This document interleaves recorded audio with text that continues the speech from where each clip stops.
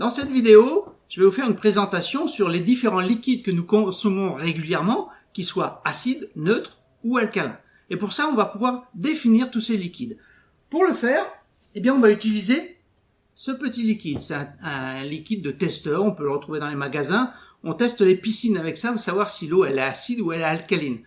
Et on a cette palette qui nous permet de définir si le produit il est neutre, ce sera vert, un petit peu comme notre organisme. Notre organisme est un pH de 7, 7,3, donc on est neutre.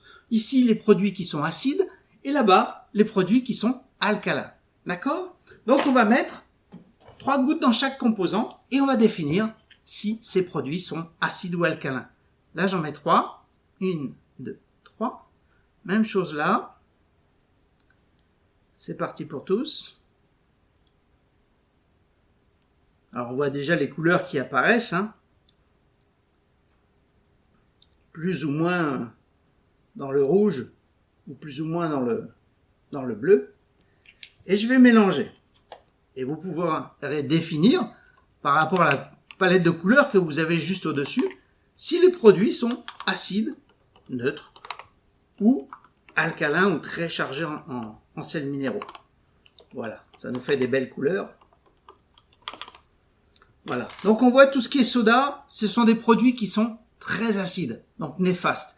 Tout ce qui est eau pétillante, ce n'est pas bon pour notre corps, c'est encore des produits qui sont acides.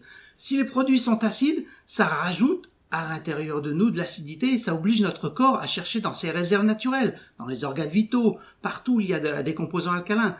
Mais au bout d'un moment, on le fatigue. Lorsqu'on est l'eau du robinet, légèrement bleutée, c'est-à-dire légèrement alcaline, c'est normal, on met du chlore dans l'eau pour tuer les bactéries. Mais le chlore est de composition alcaline et de ce fait, ça vous apporte de l'alcalinité dans l'eau. Les eaux minérales, on voit qu'elles sont légèrement bleutées, donc c'est très bien, c'est mieux que de l'eau acide. Et l'eau Kangen, on voit qu'elle est réellement chargée en minéraux, donc elle devient violette tellement elle est chargée. Maintenant, faisons une petite expérience. Je vais vous mettre un petit peu de l'eau Kangen dans tous ces produits et on va voir si ça améliore la situation. Je mets ça dans ces premières eaux. On voit que l'eau reste bleue, donc ça n'agit pas.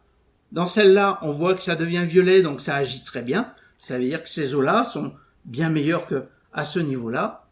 Ici, l'eau du robinet, pareil, on devient une eau qui devient violette, donc elle s'est chargée en minéraux. Les eaux pétillantes, ça n'a pas changé grand-chose. Celle-ci, ça n'a rien changé. Et le soda, de la même façon, ça n'a rien changé. C'est-à-dire que l'eau Kangen n'a pas réussi à adoucir notre corps avec ces produits-là. Maintenant, faisons le contraire. Prenons le soda. Et on va mettre dans ces eaux ici. Celles-ci sont déjà acides, ce n'est pas nécessaire, mais celles-ci sont alcalines. Donc, qu'est-ce que ça va faire? On en met juste un petit peu. Là, vous voyez, tout est devenu orange, c'est devenu acide. Tout a été brûlé. De la même façon. De la même façon. Sur celle-ci également. Et enfin sur l'eau Kangen. Vous voyez que même l'eau Kangen qui était très chargée en sels minéraux, calcium, magnésium, potassium, est devenu un produit acide. Ça veut dire que le soda a brûlé tout ce qui était alcalin dans ce que vous avez absorbé. Imaginez que pour un verre de soda, il vous faudra 33 verres d'eau Kangen pour compenser et faire l'équilibre de l'acidité. Je vous laisse méditer. À bientôt.